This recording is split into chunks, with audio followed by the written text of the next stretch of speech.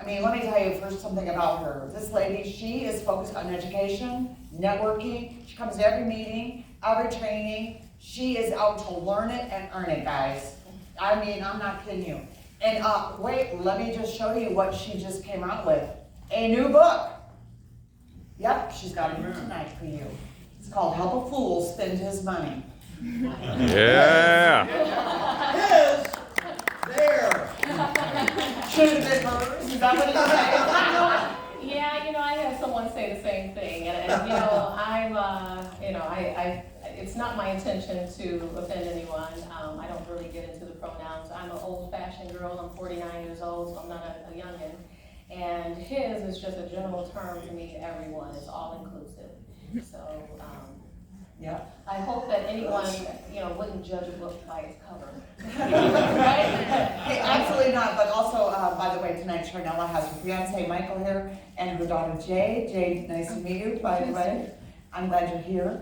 By the way, during break or afterwards, you guys can buy the book, and it's also available. It's on Amazon, but not the hard copy. Right. The book, the paperback, I have the copy, and if you want to purchase a copy tonight, you can. If you want to purchase one in the future, you can leave your name, email, and phone number, and I can get your address. Also, the ebook is actually on Amazon. Oh, that's what's on there. Okay. And the audio was actually great, and I told my editor, I said, I listened to this thing, this sounds so sterile. No way, I cannot use AI to read my book. Oh. It had no feeling and expression. Well, you need to read it. I know, so I have to find time to get it to a radio station and record it. So also, if you're interested in an audio version of my book, then you can also leave your name, email, and telephone number. Yeah, so Charnella has a table set up right by the front where you guys came in, and she can tell you a little bit about it, but I really wanted to ask you, Charnella, first of all, what got you to this point, where, hey, I'm gonna write a book? Because I'm telling you guys, I've written a couple, and they are a lot of work. They are, it really is. For years, I had coworkers, friends, family, always struggling. And I was raised in poverty. And, at the age of 15, that's when one person entered into my life, the right person, which totally changed my whole outlook on what I could achieve. And so, so I don't want to spoil it. Oh, it's in the book? It's in the book. Oh, yeah, okay. Yeah. Okay. So this person was a great inspiration because everything around me was just doom and gloom. And my parents were always in debt. And so, here I am listening to all my coworkers talk about how they have to work overtime just to keep up with the bills. And I would read statistics and I'm thinking, no way, this can't be true. I mean, I'm like saving, at that point, we were just saving $1,000 a month, but my ex-husband and I had to struggle to figure this out because he was a foster child. And like me, there was doom and gloom. He was raised in, California, Compton, and, he had a really rough upbringing. He was in and out of 12 foster homes, but he had a determination to become something. He not only graduated high school a year early, but he acquired 2 master's degrees. And I always give him his props because he is part of the reason why I'm where I am today.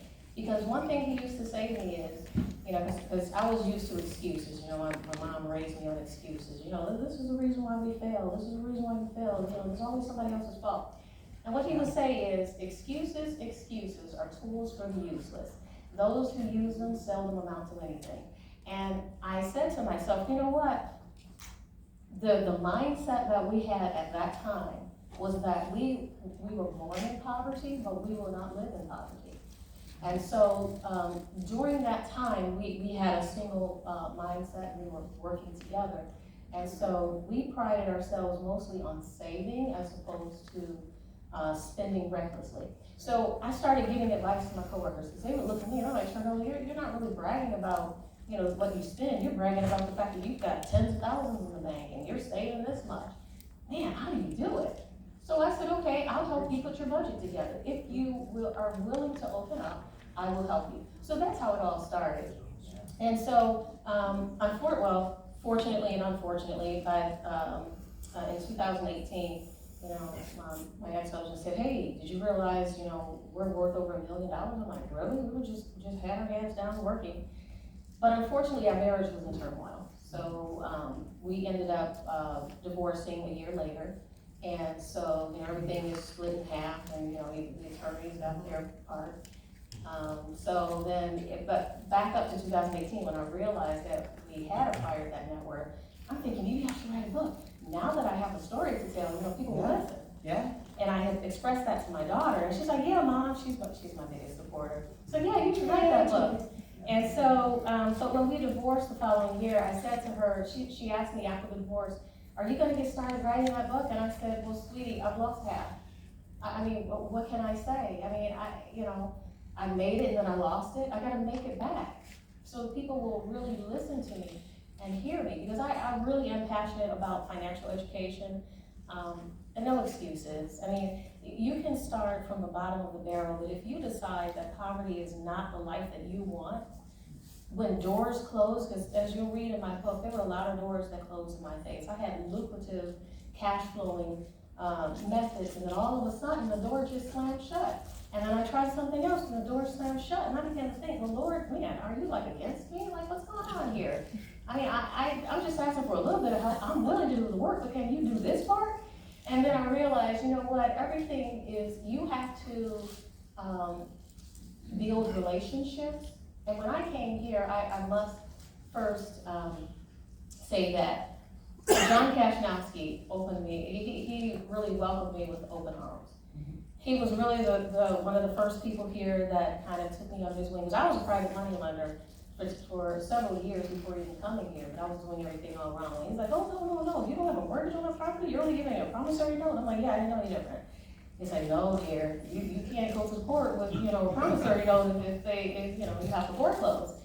And so he helped me out quite a bit, and then Wendy, of course, you know, I call you often. You've been a great mentor and an inspiration to me as well. And the thing is, it's all about growing and learning from each other and helping each other.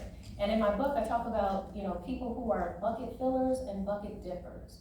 The bucket dippers are the ones that you want to stay as far away as possible. You know, you're filling someone else's bucket, but how are they filling yours? It's a reciprocation. So, again, the people that you have in your life can either help motivate you to get to your goal, or they can hinder you. And sometimes that's family, sometimes it's friends, you know, so. Yeah, I know I had a mouthful, I'm sorry, when I No, started talking no. about this, I just. It's good, isn't it, guys? Listen, yeah, good for us, yeah. You know, I think you have such a great story, and I've gotta say, one thing I really love that I heard her say is no excuses. Like, I can't blame anyone else, but I have, you know, it doesn't matter what happened in the past, it's either you're gonna keep looking in the rearview mirror, or you're gonna look forward. Exactly. And, you know, that's gotta be everything, right, to be, you can't find too many successful people, well, I don't know that you can find any really successful people that make a lot of excuses. Exactly. Because they take responsibility, right, they take, okay, this is where I'm at, now how am I gonna fix it? You know, sometimes we make mistakes even as investors. Exactly. We do, we're like, oh, shoot, like, I'm kind of in one right now, right? And, yeah, it's not so fun, but I'm in it, you know, I'm in it to win it, and I'm gonna fix it, and it's gonna be okay. But I could just say, well, you know, wah, for me, right? But we're not gonna do that, so. Exactly. And I will say that, yeah, we, my ex-husband and I, we lost well over $100,000 and you know, just ideas, because we just didn't do the research ahead of time. We didn't know at the time that we needed a mentor. So I learned from the mistakes that we made in our marriage. So the day of my divorce, I called up an investor and I said, hey, I'm gonna start my LLC today. Let's get going, find me a fix and flip. And I just went from there, Yeah. you know. Yeah. So I've worked really hard. Sometimes I felt like I burned my candle at both ends of the stick, and my daughter says, well, you know, I never get to see you, Mom, and stuff like that. And then I think about 2 years ago, she says, when are you gonna get to writing that book? And I said, well, honey, my net worth is climbing, but it's not quite where I wanna be. And then, you know, about 6 months later, she says, you know what, you really just need to start writing that book. And I said, okay, Jade. You know, she's very vocal, but she is definitely, you know, one of my biggest supporters, and my fiance as well. He supports me as well, and they both helped edit the book. They read the book, and You know, I probably got a little overzealous with the word fool, so I had to take maybe, you know, a lot of those. So they said, you said fool like every other. Yeah, he was like, you know, you might want people to finish the book. So think about this, or tell us about this, like, so when you talk about that, this book, how would you explain that, what's in there? Okay. And how it's gonna help them? Okay, so if you are in debt, first of all, you have to change your mindset. If you think that you can't achieve, you won't achieve. And if you despise rich people or you despise people who have money, you're not going to make money because you despise, how can you despise something that you want to become? So the first thing you have to look at is, okay, look internally, how do I change? First, change your mindset. If you're in debt, think, okay, I tell you how to get out of debt, and then you need to save, and then you need to invest. I mean, the steps are very simple, but it takes time and dedication and discipline. And sometimes people just don't have the discipline to do it. And, you know, sometimes at work, like, you know, we would have coworkers throwing their 10-cent plastic bottles in the trash. It would just annoy the heck out of me. I'm not gonna spoil it, but it's in the book, she already knows. I taught my teenagers a really, really good lesson with that. So if you buy the book, you'll read that. Sorry to embarrass you. But yeah, so now my coworkers are like, oh my God, if I throw that in the trash, Charnel is gonna get me. So they don't throw their 10 cents away. Every bit of money is good money. Why would you throw it in the trash? You know, so I mean, I'm frugal when it, you know, comes to, you know, certain things, but then I splurge when it comes to other things, you know. I think the more money that you make and the more that you have, and once your assets start kicking off the cash, Right. for you to have a different life, then you have to learn how to splurge again a little bit, right? Yeah, you know, recently I did splurge. I probably splurged a little bit too much. I remodeled the garage, and my daughter was like, man, you got a lot of money to burn. I was like, well, you know what, I've been working hard. So, I mean, I totally remodeled it, and it is beautiful. But I felt like I deserved it. You know? And so what'd you do to it? Well, I mean, everything. We flooring. redid the flooring, painted the walls, put in, you know, new cabinets that I spent way too much money on for a garage. Soft clothes, granite countertops, got the, you know, device that you hang on the walls, you know, to hang the tools and stuff like that. It's beautiful, you know, but I just looked in a magazine and I thought, wow, I want that. And it feels so good to just look into a magazine and say, man, I want that. And no, I didn't even calculate the cost. I was just like, wow, cha-ching, cha-ching, cha-ching. Man, I didn't know I was gonna spend that much, but oh well. I deserve You did, it. and you can. And my investments paid for it. And you can, instead of it being like, okay, I'm gonna take out a second mortgage. No. Oh, you don't. If you don't have the money in the bank, you have no business buying it. If it's gonna set you back, you set it back. Yep. Until Oh, I love that one. Okay, I love that one. But it's very hard for people. I think our country and our culture is so focused on now, me, Exactly. that I think it's very difficult. And so, you know, I'm looking forward to reading that book and finding out what you say about it. But I've also had to do that too. Yeah. You know, I did, you know, struggle to make sure that I was very, very tight, which you guys will hear later when we talk about, you know, building that million back if you lose it all and have to start all over again with nothing, and how you do it. But that's one of the big things. You have to learn how to be disciplined with money. Exactly. If you're not disciplined with money and you live paycheck to paycheck, you will never, ever get ahead. I mean, it's really tough. One other thing I'd like to add is, for me, what helped me was, I made it into a little game. It became fun to say, it's like, man, how can I challenge myself? I'm saving this much per week, but how can I save $50 more? And it went to, how can I save $100 more?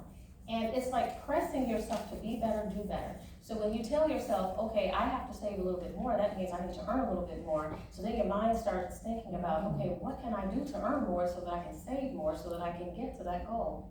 So I set goals at the beginning of the year. When I meet them, I set a new one, and I meet them. But the problem is, I don't know when to stop. And maybe that's not a problem, you know, because You'll know when it's a problem. Exactly. Yeah. I mean, at some point, you have to figure out, okay, that's enough. Exactly. And then, okay, I'm done, or that I still want to do certain things because I like them, you know, but not necessarily as, I mean, obviously you worked your behind off, right, a lot of years. Did she, Jay? She worked a lot of hours, this lady? Yeah. Yeah, I mean, it takes it, like, so it's not so easy that you just go, oh, yeah, let me just, 40 hours and I'm gonna watch TV all night. Exactly. No, you're here at these meetings, you're here on Saturdays, and you still work. I do.